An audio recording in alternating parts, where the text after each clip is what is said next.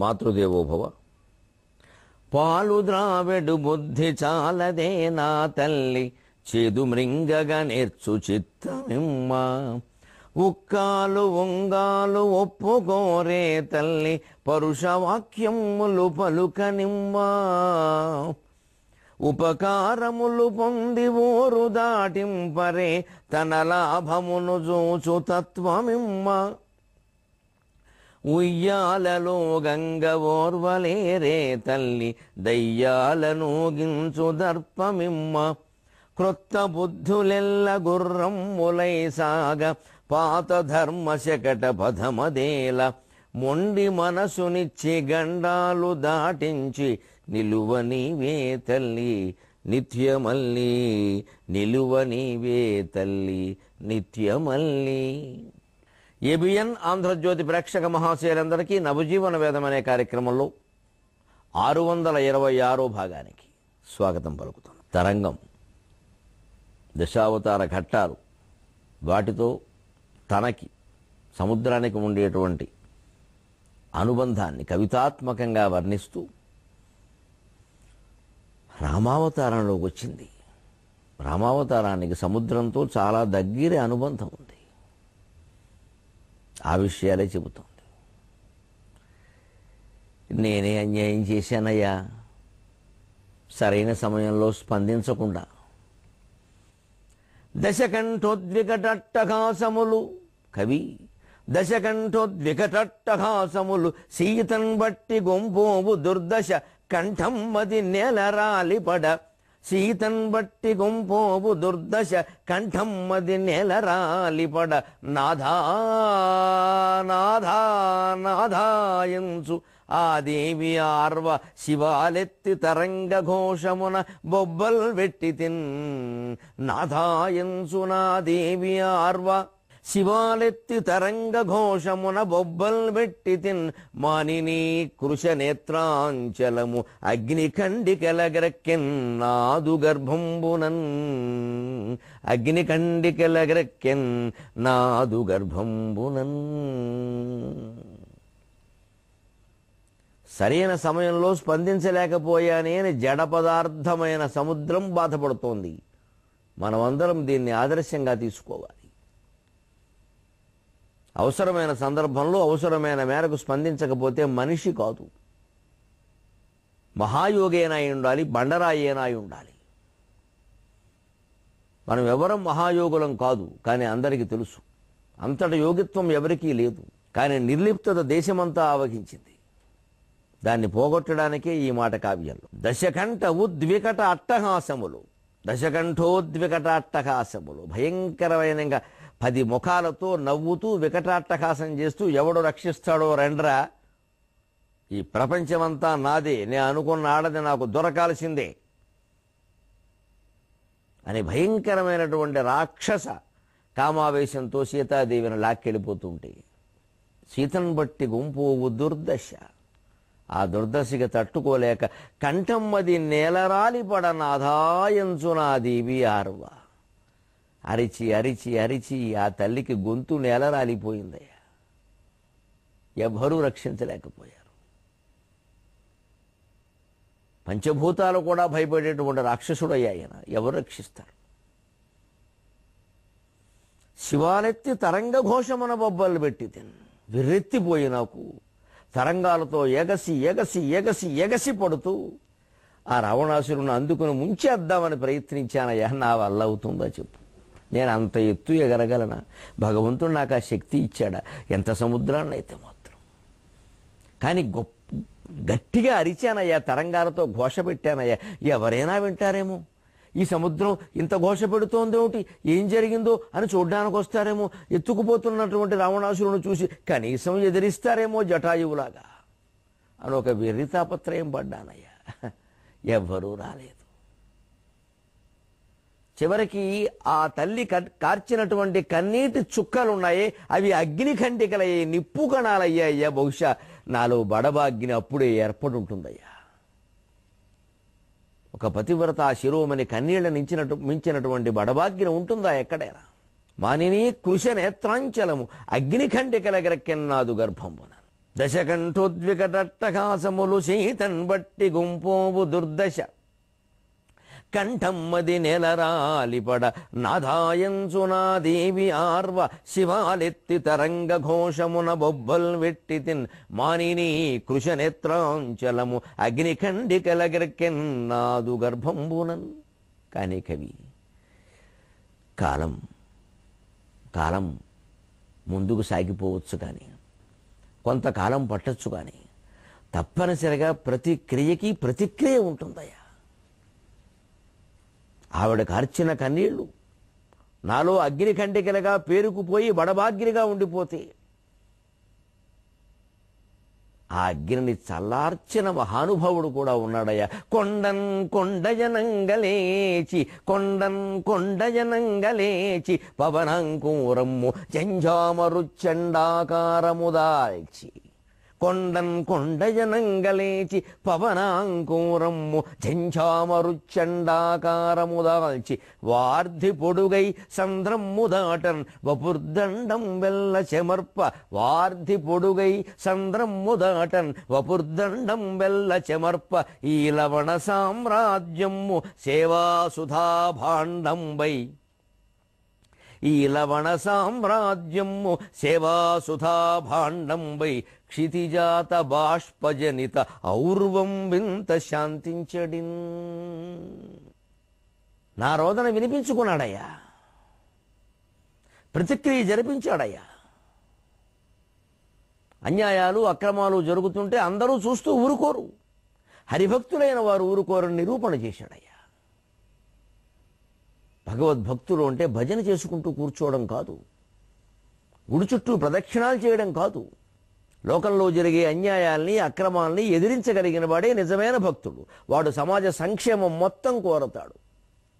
భక్తులు అంటే తన కుటుంబ క్షేమం కోరేవాడు కాదు. భక్తులంటే పిచ్చి కోరికల కోసం గుడి చుట్టూ ప్రదక్షిణాలు చేసేవాడు కాదు. భక్తులంటే పుణ్యపాపాలు లెక్కెట్టుకుంటూ కూర్చునేవాడు కాదు. భక్తులంటే తీర్థాలు క్షేత్రాలు మహిమలు మాట్లాడేవాడు కాదు. మానవత్వాన్ని గురించి మాట్లాడేవాడు భక్తుడు. భజ సేవాయాం సంస్కృత ధాతువు. సేవించేవాడు భక్తుడు, భజన చేసేవాడు కాదు భక్తుడు. సేవ చేసిన వాడికే భగవంతుడిని కీర్తించే అధికారం ఉంది. ఏ దీనులకి, ఏ హీనులకి, ఏ బలహీనులకి, ఏ ఆపద్గ్రస్తులకి మనం సేవ చేసామో భక్తులను చెప్పుకుంటున్న ప్రతి ఒక్కరూ ఆలోచించుకోవాలి. లేకపోతే మనం భక్తులం కాదు. కొండయనంగలేచి. హనుమంతుడు మహేంద్ర పర్వతం మించి పైకి ఎగురుతూ ఉంటే ఒక కొండ మించి మరో కొండ పైకి లేచినట్టు అనిపించింది. పవనాంకూరం, ఆయన పిల్లగాలి, వాయునందనుడు కదా. పవన అంకూరము. జంఝామరుచండాకారము దాల్చి. ఒక్కసారిగా జంఝామరుచండ ఆకారము దాల్చి తుఫాను గాలిగా మారాడయ్యా. ఇది సమాజంలో వ్యక్తి ఉండాల్సిన విధానం. సాగరం చెబుతున్న మాట. కొండయనంగలేచి పవనాంకూరము జంఝామరుచండాకారము దాల్చి. వార్ధి పొడుగై సంద్రమ్ము దాటన్ వపుర్దండం వెల్ల చెమర్ప. ఈ లవణ సామ్రాజ్యము సేవాసుధా భాండంబై. క్షితిజాత బాష్పజనిత ఔర్వం వింత శాంతించడి. జింఝామరుచండాకారము దాల్చి. అంతవరకు పిల్లగాలిలా ఉన్నవాడు వాయునందరుడు తుఫాను గాలిగా మారాడయ్యా. అలా మారాలి మనం కూడా. మన పనులు మనం చేసుకునేటప్పుడు మనం పిల్లగాలి. సమాజంలో అన్యాయాలకి, అక్రమాలకి, దోపిడీకి, లంచగొండితనానికి, అవినీతికి వ్యతిరేకంగా మాట్లాడేటప్పుడు, రాసేటప్పుడు, చేతలు చేసేటప్పుడు తుఫాను గాలిలా విజృంభించాలి. కర్తవ్యపరాయణుడైన వాడు భక్తుడు. ఇంట్లో పడుకునేవాడు కాదు భక్తుడంటే. ఒంటి నిండా నామాలు పెట్టినవాడు కాదు భక్తుడంటే. పిల్లగాలిలా ఉన్నవాడు తుఫాను గాలిగా మారాడు. పవనాంకూరమ్ము ఝంఝామరుచండాకారము దాల్చి. వార్ధి పొడుగై సంద్రమ్ము దాటన్. అసలు ఆయన దూకాడు అని నేను అనుకోవడం లేదయ్యా. తన శరీరం పెంచాడంతే, అంత పొడుగయ్యాడు. ఆయన దూకాల్సిన పని ఏం కనపడలే. అలా ఉంది ఆ శరీరం. ఆ సురసను ఎదిరించినప్పుడు, సింహికని గుద్దినప్పుడు చూశానయ్యా. అసలు ఈయన దూకాల్సిన పని ఉంది, ఇక్కడ ఉన్నవాడు అక్కడ అడుగెడితే సరిపోయింది కదా అనుకున్నాను నేను. అంతటి వాడు పిల్లగాలిలా అలా ఉండి బండ మీద కూర్చుని రామ్ రామ్ రామ్ అని జపం చేసుకోవడం ఏమిటయ్యా, అంతలోనే అలా విజృంభించడం ఏమిటయ్యా, మనిషికి ఎంత శక్తి ఉందా, యోగశక్తి ఇంత గొప్పదా, భగవద్భక్తి ఇంత గొప్పదా అని ఆశ్చర్యపోయానయ్యా. స్వార్థి పొడుగై సంద్రమ్ము దాటం వపుర్దండం వెల్ల చెమర్ప ఎష్టిరివా అంటారు వాల్మీకి మహర్షి. కర్రలా ఉన్నట్టు హనుమంతుడు అలాగా. అయినా కానీ గుండెల్లో ఉండే ఆర్ద్రత కారణంగా, మానవత్వం కారణంగా సముద్రం దాటుతున్న హనుమంతుడి శరీరం చెమర్చింది. ఆ చెమట బొట్లు మళ్ళీ నాలో పడ్డాయి. నా జన్మ పవిత్రమైపోయింది అనుకున్నాను నేను.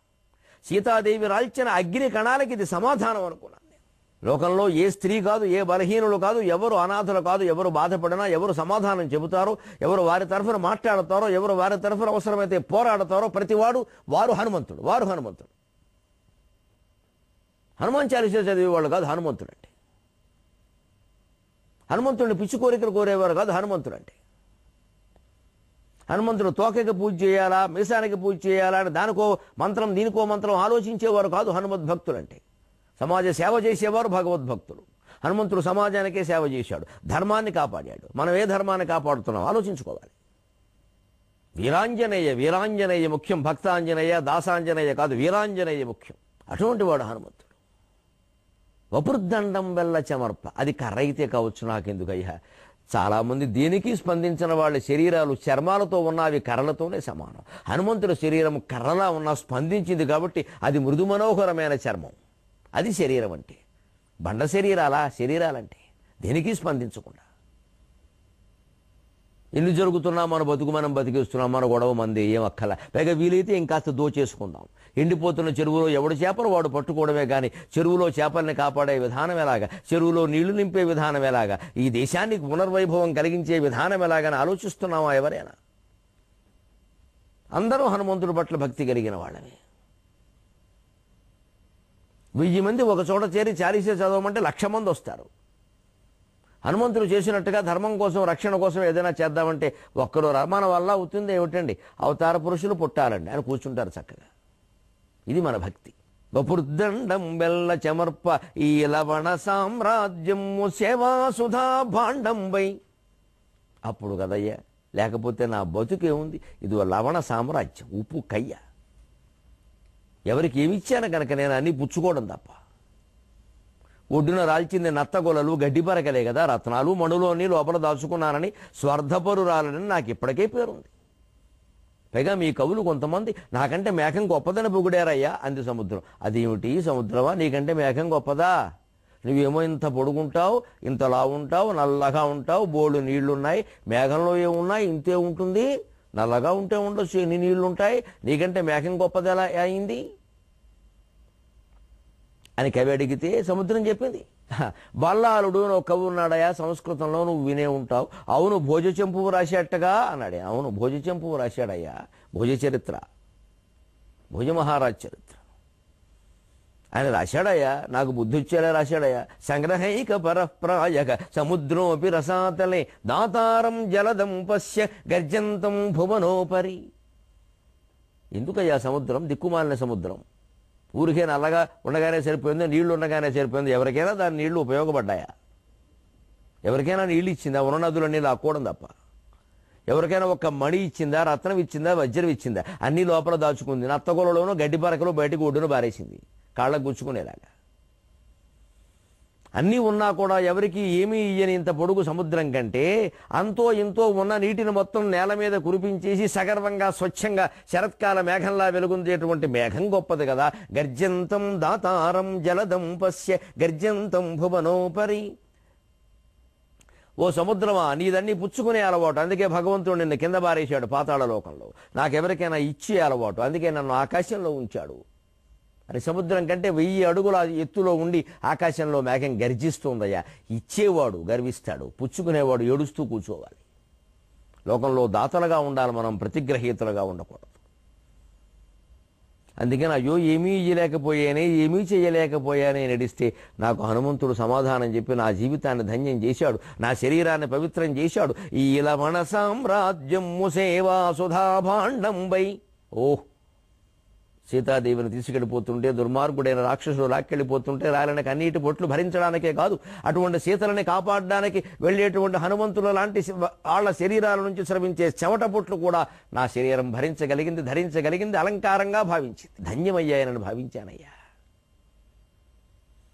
క్షితిజాత బాష్పజనిత ఔర్వం వింత శాంతించడిన. క్షితిజాత సీతాదేవి భూసుత, ఆవిడ కన్నీళ్ల వల్ల పుట్టినటువంటి బడబాగ్ని కొంత శాంతించింది అనుకున్నానయ్యా. కొండయనంగలేచి పవనాంకూరమ్ము ఝంఝామరుచ్చండాకారము దాల్చి వార్ధి పొడుగై చంద్రమ్ము దాటన్ వపుర్దండం బెల్ల చెమర్ప ఈలవణ సామ్రాజ్యము సేవా సుధాభాండంబై క్షితిజాత బాష్పజనిత ఔర్వం వింత శాంతించడిన్. కానీ కవి ఇంకోసారి నేను తప్పు చెయ్యకుండానే భగవంతుడు నన్ను శిక్షించాలని చూశాడయ్యా రామావతారంలో. ఇది న్యాయమేనా, నువ్వే చెప్పు. నిజమే, సీతాదేవిని తీసుకెళ్లేటప్పుడు నేను ఎగసి పడి వాడిని ఆపలేకపోయానంటే నా తప్ప. ఆ కోపం మనస్సులో పెట్టుకున్నాడేమోనయ్యా రామచంద్రమూర్తి. నా భార్యను తీసుకెళ్ళిపోతుంటే ఇంత సముద్రం ఆపలేకపోయింది, ఎందుకు దీనికి ఇంత శరీరం అని నన్ను బంధించే ప్రయత్నం చేశాడు. ఆ ఇల్లాలిని రక్షసేయనని నా ఎందెంత కోపించినాడో అన్యాయముగా రఘుద్వకుడు. ఆ ఇల్లాలిని రక్షసేయనని నా ఎందెంత కోపించినాడో అన్యాయముగా రఘుద్వకుడు. నేను కింత దారీయలేదేయంచున్ ధ్వజమెత్తి నాడు ధనువెత్తెన్గాని. నేను కింత దారీయలేదేయంచున్ ధ్వజమెత్తి నాడు ధనువెత్తెన్గాని. ధ్వజమెత్తి నాడు ధనువెత్తెన్గాని. లోకమ్మునందు ఈ అన్యాయములాపు శక్తి నెడుచో నేనావిరైపోదునా. లోకమ్మునందు ఈ అన్యాయములాపు శక్తి నెడుచో నేనావిరైపోదునా. చేసిన తప్పు చెయ్యకుండానే పడవలసిన నిందలు పడవలసిన తప్పులు కూడా లోకంలో ఉంటాయ్యా. చేసిన పొరపాటుకి అయ్యో చెయ్యలేకపోయావే, ప్రతిక్రియ చేయలేకపోయావా అని నేను బాధపడుతుంటే, గోటి మీద రోకటి పోటులా రామచంద్రమూర్తి నా మీద బాణప్రయోగానికి సిద్ధపడ్డాడయ్యా. ఆ ఇల్లాలిని రక్షసేయనని నా ఎందెంత కోపించినాడో అన్యాయముగా రఘుద్వకుడు. నా భార్యను నా తీసుకెళ్ళిపోతుంటే చూస్తూ ఊరుకుంటారా పంచభూతాలారా, మిమ్మల్ని భస్మం చేసేస్తాను అని అరణ్య పర్వంలో అన్నాడు కదా. అంత పని చేశాడయ్యా. రాముడు బాణమెత్తితే మా తరమా మా వశమా బతికి బయటపడ్డానికి. నాకు అప్పుడు అనిపించింది, అయ్యో ఇదేదో మనస్సులో పెట్టుకున్నాడు దేవుడు అవతార పురుషుడు, నా పని అయిపోయినట్టే అనుకున్నాను నేను. రఘువంశ కీర్తి సాంద్రుడు తలుచుకుంటే నా బతుకెంత. అఖిలాండ కోటి బ్రహ్మాండ నాయకుడు కదా, నేనంతా ఉప్పు కయ్యని. ఒక్క బాణంతో అయిపోదా నా పరిస్థితి. నా ఎందెంత కోపించినాడో అన్యాయముగా రఘుద్వకుడు. ఇది అన్యాయం కదా చెప్పు. మేము అలాగా ఆపేయగలమా? పంచభూతాలకు ఆ శక్తి ఉందా? ఆయన ఇచ్చాడా? ఇచ్చినవాడు దేవుడేగా. మా పరిమితి మేరకే మమ్మల్ని ఉండమని చర్యల కట్ట గీసి ఇక్కడి నుంచి ఈ గీత దాటద్దు అన్నారే. ఆయన ఆజ్ఞ మేరకే మేము ఇలా ఉంటే మరి ఎగిరిపడి రావణాసురుణ్ణి పట్టుకోబోయావా అంటే నేనేం చేయనయ్యా? నాకు ఆ శక్తి ఉందా? భగవంతుడు ఆజ్ఞాపిస్తే మాత్రం శక్తి లేని పనులు చేయగలమా? ఆ శక్తి ఆయనే ఇవ్వాలిగా. నా ఎందెంత కోపించినాడో అన్యాయముగా రఘుద్వకుడు. నేను ఒక్కింత దారేయలేదే ఎంచున్ ధ్వజమెత్తి నాడు ధనువెత్తెను గాని. ధ్వజము ఎత్తాడు, ధనువు ఎత్తాడు. ధ్వజమెత్తినాడు ధనువెత్తెను గాని. మామూలుగా ఎదురు తిరిగితే ధ్వజం ఎత్తాడు, జెండా ఎత్తాడట. అంటే యుద్ధం ప్రకటించాడు. యుద్ధం ప్రకటించే ముందు జెండా ఎత్తుతారు. అదే తెలుగులో జాతీయమైంది, ధ్వజం ఎత్తాడు. ఊరేగింపులో ఉత్సవాల్లో ధ్వజం ఎత్తుతారు. బ్రహ్మోత్సవాలకు ముందు స్వామివారి ధ్వజాన్ని ముందు ఆరోహణ చేస్తారు. అది వేరు, అది కూడా ప్రారంభం అనేగా. నా మీద యుద్ధం ప్రకటించాడయ్యా, ధ్వజం ఎత్తాడు. ధనువెత్తాను కానీ, ధనువెత్తి ధ్వజం ఎత్తి అంత హడావిడి చేశాడు కానీ లోకమునందు ఈ అన్యాయములాపు శక్తి నుండి నేను ఆవిరైపోతున్నా. లోకంలో జరిగే అన్యాయాలన్నీ ఆపడానికి పంచభూతాలకి ప్రధానంగా నాకు శక్తి ఉంటే అసలు ఈ భూమిని ఇలా ఉండనిస్తాను నేను. ఎప్పుడో ముంచేయను. ఆ శక్తి ఆయన ఇవ్వలేదయ్యా, నన్ను ఏం చేయమంటావు? కానీ నాకు మనస్సులో అనిపించింది కవి, ఆ వేళ కాపాడలేకపోయినందుకేమో ఇంత కక్ష కట్టాడు రామచంద్రమూర్తి. బాణమెత్తాడు. నీ వెంటనే కాళ్ళు పట్టుకున్నానయ్యా, లేకపోతే ఏమైపోయేది పరిస్థితి. ఆ ఇల్లాలిని రక్షసీయనని నా ఎందెంత కోపించినాడో అన్యాయముగా రఘుద్వకుడు. నేను కింత దారీజలేదేయంతు ధ్వజమెత్తినాడు ధనువెత్తెన్గాని లోకమ్మునందు ఈ అన్యాయములాపు శక్తినిడిచో నేను అవిరైపోదునా.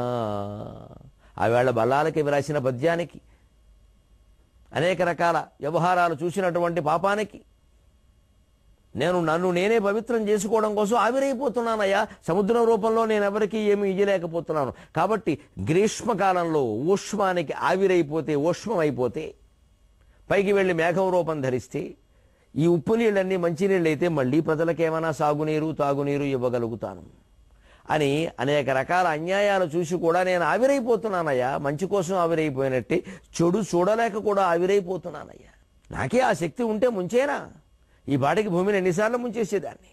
అందుకే ఆయన్ని ఆశ్రయించి, స్వామి నీకు కావలసింది దారే కదా, దానికోసం నన్ను చిలిపమ్మంటే ఎలాగా, మీరు వారధి కట్టండి, రాళ్ళు తేలేలా నేను చూస్తాను అని చెబితే వారధి కట్టారయ్యా.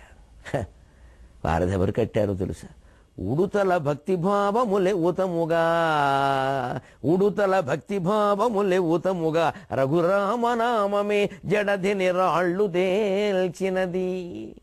ఉడుతల భక్తిభావములే ఊతముగా రఘురామనామమే జడధిని రాళ్ళు దేల్చగనే జాతకముల్ తలకిందులయ్యనక్కడని కలంకయందు.